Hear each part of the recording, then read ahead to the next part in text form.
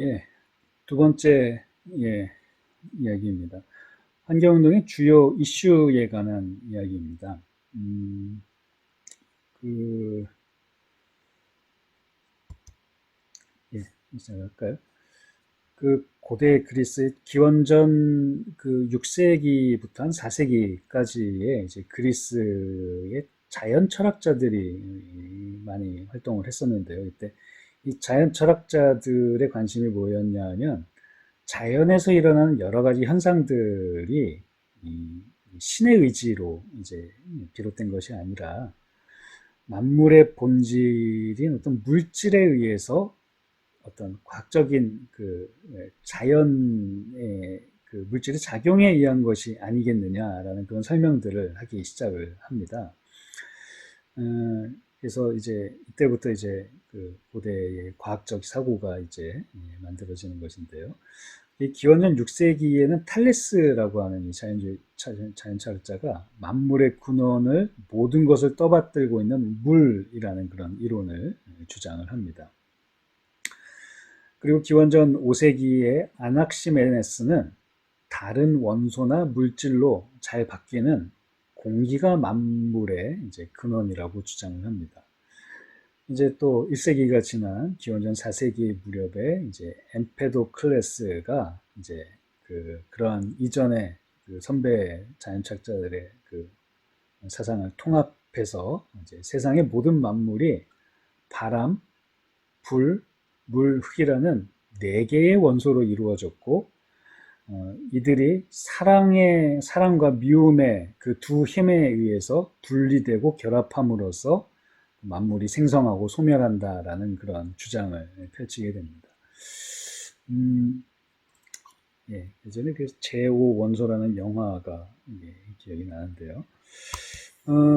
근데 뭐 현대 과학에서 볼 때 이 자연 철학자들의 이야기는 아주 정말 그, 어, 뭐, 너무나 단순하고 너무나 좀 순진하고 또 어린 유치한 생각이긴 하지만 있습니다. 뭐 그때는 그래도 이 모든 것이 신의 섭리가 아니라 어떤 물질의 운동에 의한 것이다라는 것을 생각했다는 것 자체가 대단한 것이죠. 근데 현대과학은 이제 그 자연계의 모든 여러 가지 현상들을 이제 다 과학적으로 이제 이론화하고 증명을 합니다. 그래서 현대과학은 우리가 살아가는 세계가 네 개의 원소로 이루어진 것이 아니고 더 많은 다양한 그런 원자로 이루어졌다라는 것을 이제 밝혀냅니다. 그리고 이 사랑과 미움으로 물질이 결합하고 생성되고 이제 소멸하는 것이 아니라 원자들에서 작용하는 전자기력에 의해서 자연 현상이 이제 일어난다라는 그런 자연 현상의 기본 원리를 과학이 밝혀냅니다.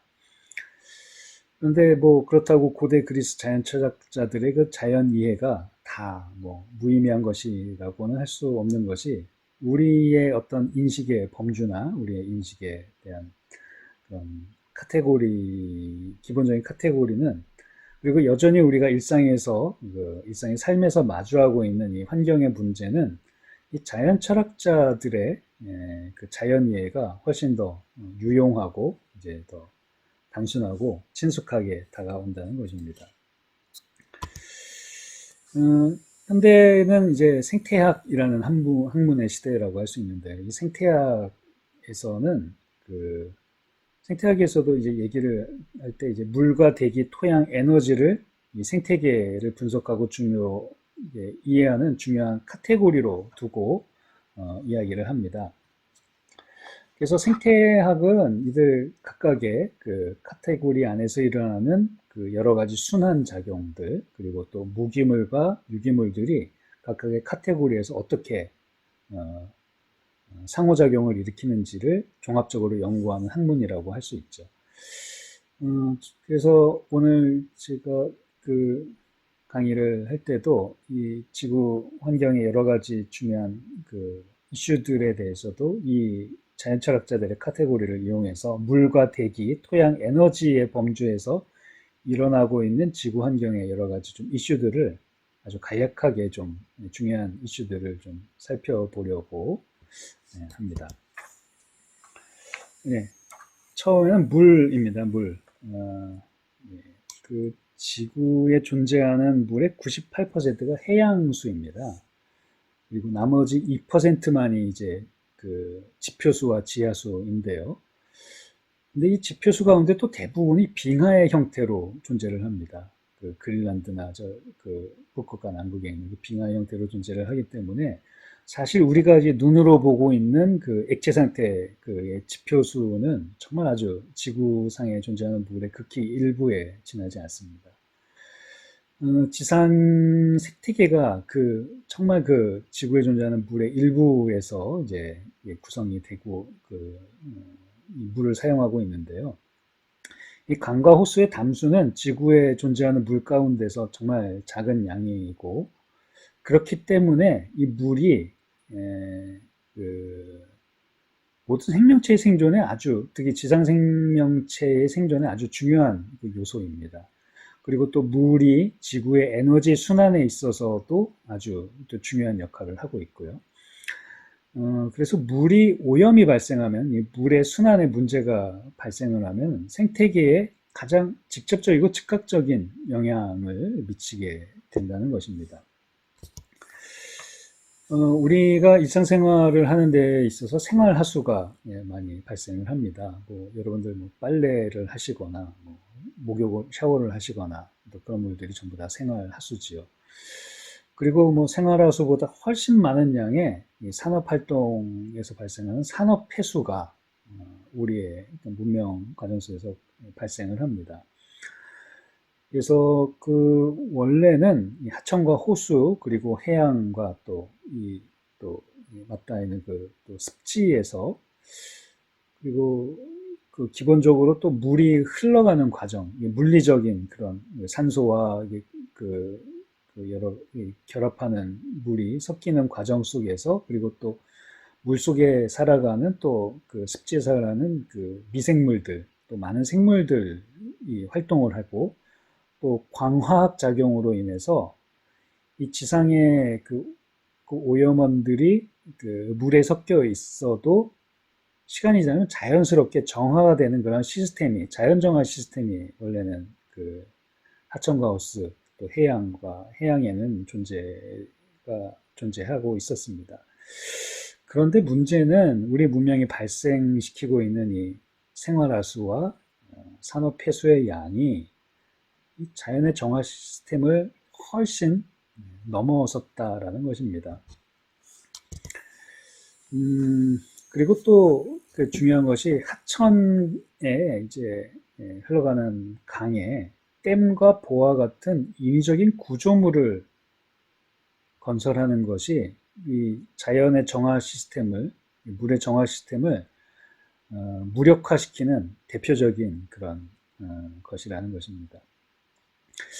보와 댐이 건설된 하천은 아무리 그 오염원을 차단한다고 해도 줄인다고 해도 유속의 감소로 인해서 수질 저하를 막을 수가 없습니다. 그래서 하천에 구조물을 설치하는 것은 정말 신중한 결정을 해야 됩니다. 그런데 뭐 우리 다들 잘 알고 계시겠죠. 4대강 공사, 강을 살리기 위해서 추진했던 4대강 공사가 오히려 이런 강에 댐과 보를 쌓아서 강의 자연정화 시스템을 망가뜨린 대표적인 사례라고 할 수 있습니다. 뭐 녹조라떼 뭐 그런 말 뭐 이제 우리 너무 익숙해졌죠.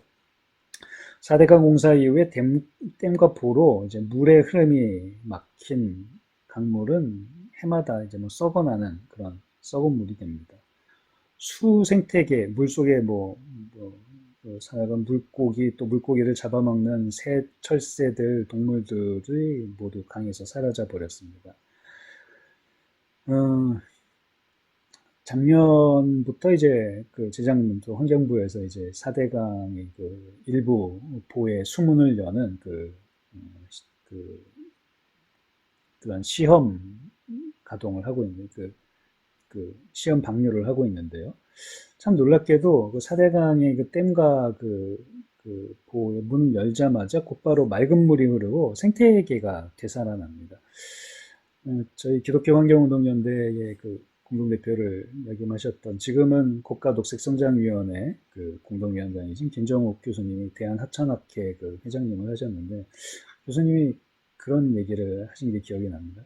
강은 그 댐만 허물면 금방 회복된다. 다른 것에 비해서 더 빨리 회복될 수 있다는 얘기를 하셨는데 실제로 그, 그 댐과 보호의 문을 열자 맑은 물이 흐르고 그 맑은 물을 따라서 그 사라졌던 그 물고기들이 돌아오고 새들이 찾아오는 그런 강의 생태계가 살아나는 일들이 최근에 연구에서 이제 실험에서 드러난 그 증명된 사실입니다.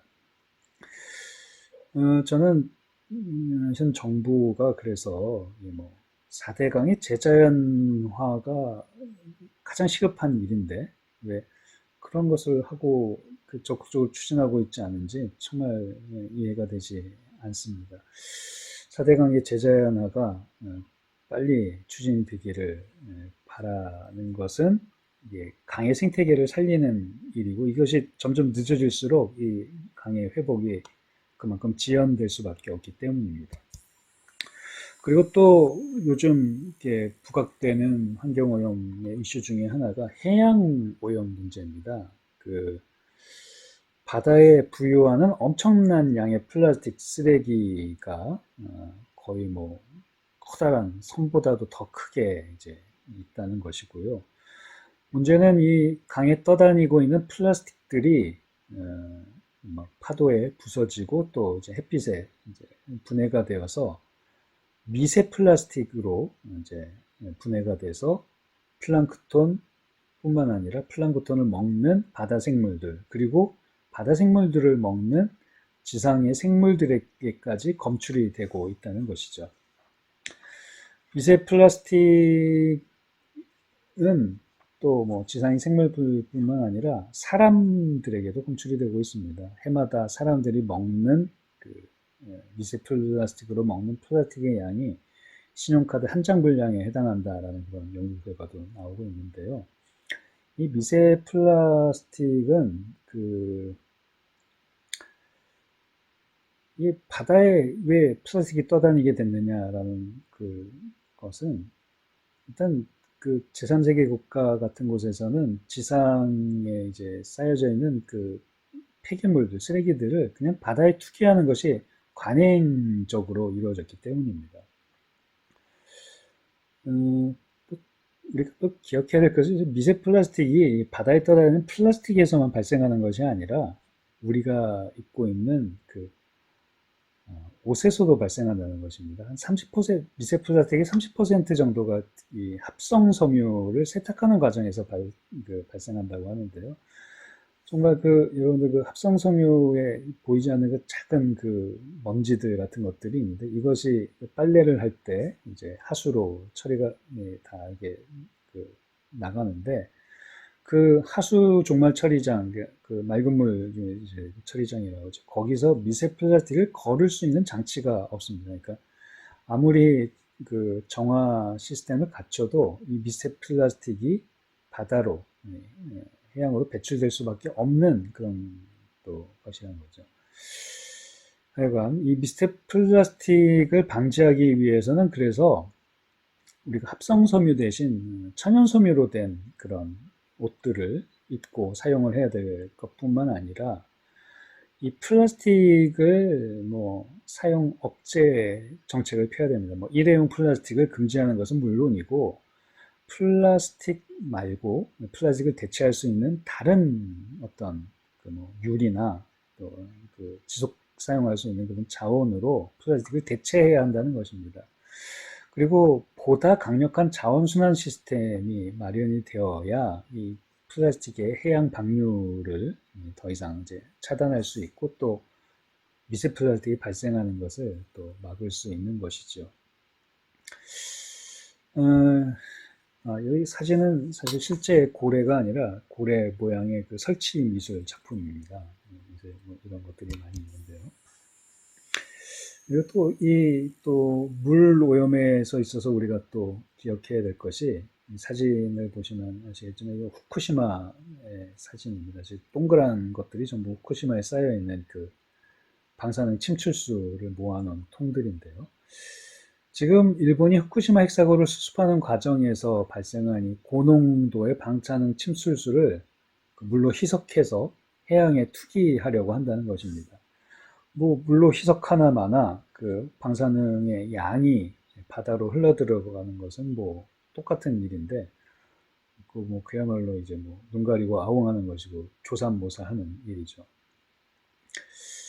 그래서 국제사회의 비난에 그 여론이 들끓고 있는데요. 일본이 그래서 지금 올림픽을 1년 연기하기도 했지만, 과연 이 방사능 오염이 되어 있는 국가에서 올림픽을 치르는 것이 맞느냐라는 그런 의문이 계속 생기고 있습니다만, 근데 사실 그 일본의 이런 행태를 탓하기에는 우리도 사실 좀 부족한 면들이 많이 있습니다.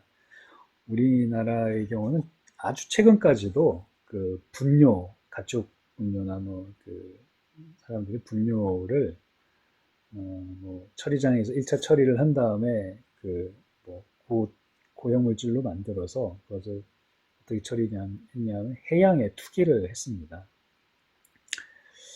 아, 참 부끄러운 일인데요. 국제사회 반대에도 불구하고 그러다가 최근에 이제 그 해양 투기를 이제 중단을 했었는데요. 국제사회 반대에도 불구하고 그 여러 나라에서 이런 일들이 반복되는, 강과 바다에 쓰레기를 투기하는 이유는 아주 간단합니다. 그것이 가장 손쉬운 쓰레기 처리 방법이고 또 가장 저렴한 해결책이기 때문입니다. 일본에서 발생한 이 후쿠시마 그 방사능 폐기물도 여러 가지 처리 과정을 뭐 통해서 그 해결을 할 수도 있지만, 그걸 다 하려면 일본 경제가 흔들릴 정도로 많은 비용이 들기 때문에 일본이 차마 그것을 선택을 하고 있지 못하는 것이죠. 예, 이제 대기 오염에 대한 것입니다. 음, 우리가 흔히 대기권이라고 하는 것은 지상에서부터 한 뭐 1000km까지, 그러니까 중력이 미치는 곳이 한 1000km까지라고 하는데, 공기가 모여 있는 대륙권, 대부분의 공기가 모여 있는 대륙권은 지상에서부터 한 10km 정도에 불과합니다. 그러니까 차로 시속 뭐 100km로 가면 뭐 10분도 안 걸리는 그런 거리에 대부분의 공기들이 모여 있습니다. 그래서 지구를 하나의 사과의 크기로 이제 줄인다면, 이 대륙권이 두께는 그 사과의 얇은 그 껍데기 정도에 불과한 그런 두께라는 것입니다. 이 얇은 껍질과 같은 이 공간에 인간이 그동안 산업 활동을 통해서 이 대기 오염 물질을 엄청나게 방출해 온 것입니다. 그리고 또 뭐 그 오염물질뿐만 아니라 그 화석 연료로 인한 이산화탄소가 이 대륙권에 계속 대기 구성 자체를 변화시킬 정도로 전지구적인 차원의 문제가, 대기 오염 문제가 발생을 하고 있습니다. 대기 오염은 그래서 그 앞에 그 물 오염과는 조금 다르게 아주 광범위한, 그래서 한번 또 이 문제가 생기면 해결하기 어려운 그런 특성을 가지고 있습니다. 앞에서 살펴본 대로 산업활동 초기에는 그 런던처럼 이제 스모그, 그리고 최근 우리나라에서 문제가 되고 있지만 또 그 미세먼지와 같은 좀 지역적인, 국지적인 대기오염 문제가 되었습니다. 하지만 지금은 이제 오존층의 감소로 인해서 자외선이 증가하는 문제, 그리고 대기에 오염물질이 녹아들어서 토양의 어떤 그 성분을 변화시키는 산성비가 내리는 문제, 그리고 온실가스 증가로 인한 그 급속한 온난화가 진행되는 기후변화와 같은 지구적인 차원의 대기오염 문제가 중요한 이슈가 되고 있습니다. 근데 우리나라에서는 이 석탄 화력발전소와 산업시설, 그리고 자동차의 내연에서 발생하는 이 미세먼지, 초미세먼지, 또 뭐 오존, 이런 것들이 아주 사회의 관심사가 되고 있는데요. 이 미세먼지가 사실 뭐 그 식물의 잎의 광합성을 방해해서 농업 생산성도 저하시키고 생물체의 순환계와 내분비계에 영향을 미쳐서 해마다 수백만 명의 사람들이 그 조기 사망에 이르게 하는 세계 보건기구가 지정한 1급 그 발암물질, 환경공해 물질이기도 합니다. 어, 우리나라의 사실 대기질은 그 검출되는 양에 의하면 점점 사실 미세먼지 양은 줄어들고 있는 추세입니다. 여러분들 그 70년대, 80년대 기억하실지 모르겠습니다. 아침이나 뭐 저녁에 일어나면 그때만 해도 집에 뭐 다들 뭐 연탄들을 많이 뜰 때여서 자욱한 그런 매캐한 그런 연기들이 쌓여있고 또 도로에 나가보면 그땐 차들의 배기가스 규제가 없었기 때문에 정말 지금보다 더 많은 배기가스가 배출되었습니다. 근데 이러한 것이 변화하게 된 게 1988년에 올림픽을 하면서 외국 사람들이 와서 보고는 한국이 대기오염 너무 심해서 올림픽 못 치르겠는데 하면서 여러 가지 그 연탄 보일러가 이제 가스 보일러로 바뀌고 뭐 그런 자동차들의 이제 내연을 규제하는 그런 법령들이 만들어졌는데요.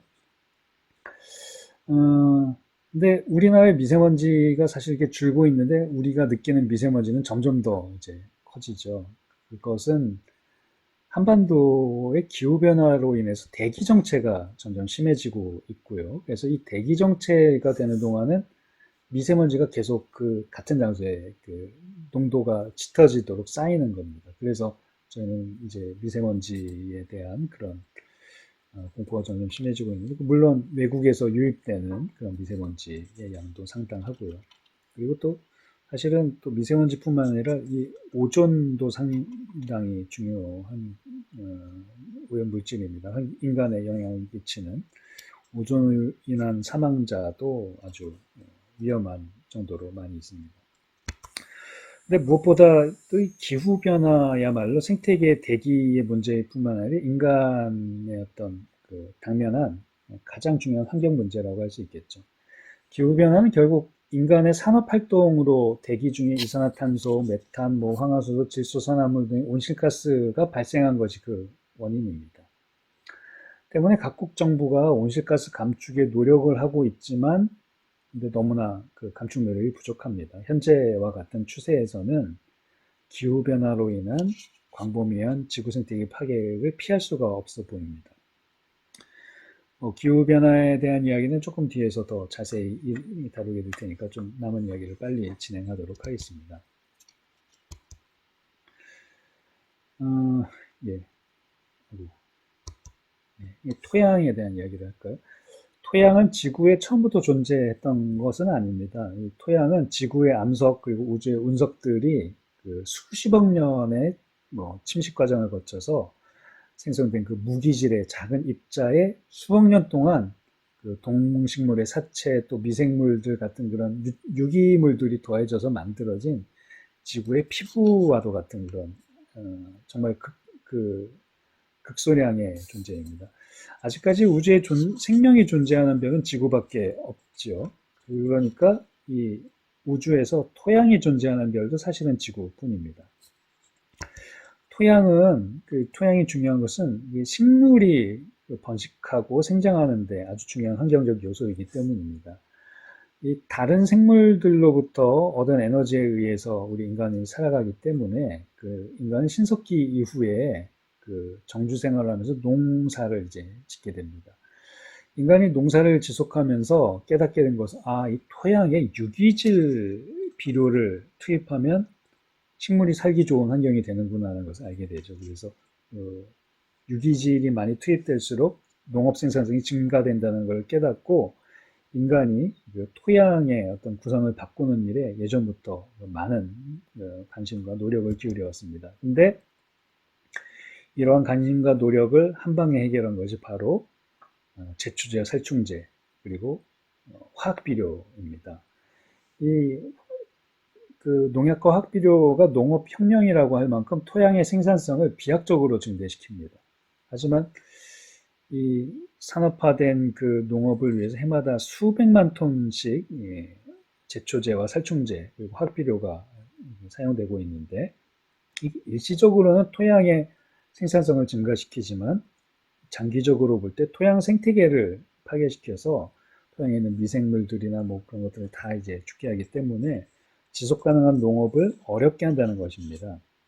레이첼 카슨이 앞에서 말씀드린 봄의 침묵을 통해서 화학약품으로 인한 토양과 그 숲의 생태계가 무너지는 것을 고발했는데 아직까지도 이러한 토양에 대한 그 태도를 우리가 바꾸고 있지 않다는 것이죠.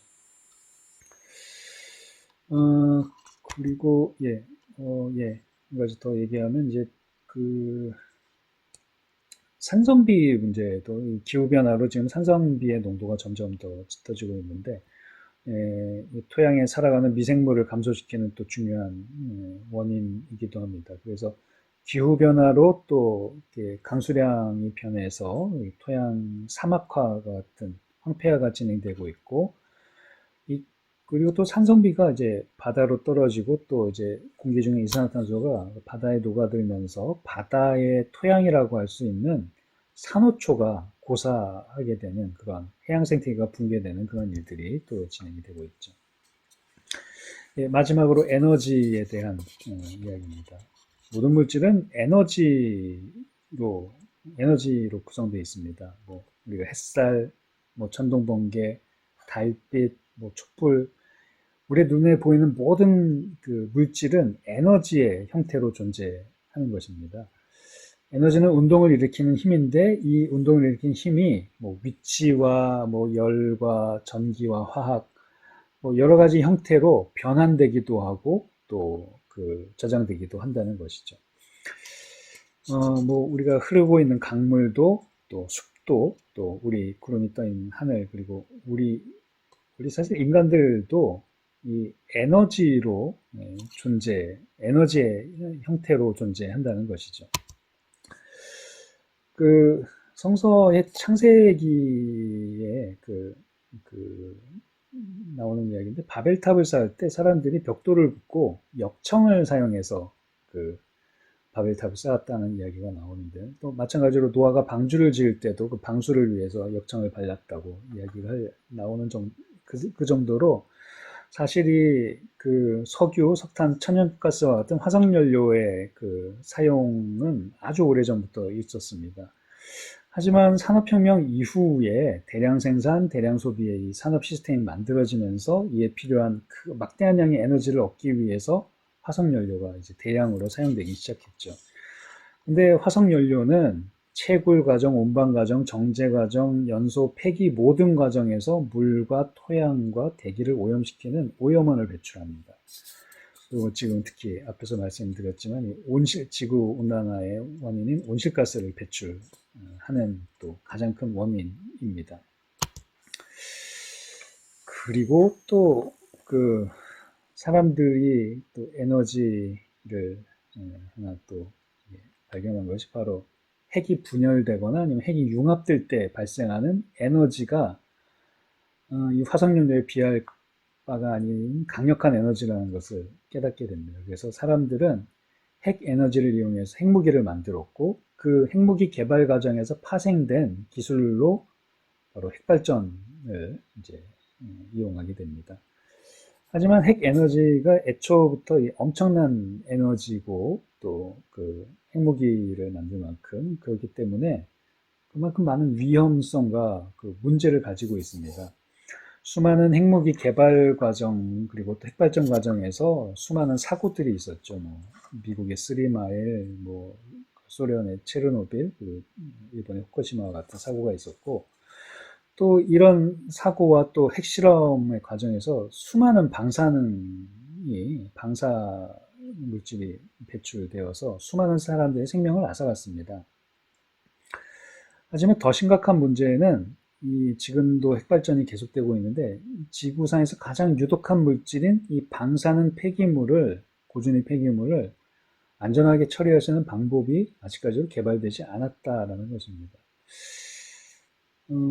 우리가 지금 뭐 탈핵 운동을 하고 있는 이유도 사실 가장 중요한 것은 이 방사능으로 피해받고 있는 피폭자들이 지금 꾸준히 발생을 하고 있고 또 이것이 앞으로 시간이 지날수록 더 늘어날 수밖에 없는, 왜냐하면 이 방사능 폐기물이 10만 년이 지나도 독성이 제대로 사라지지 않는 그런 인류가 해결할 수 없는 그 지경의 문제이기 때문입니다.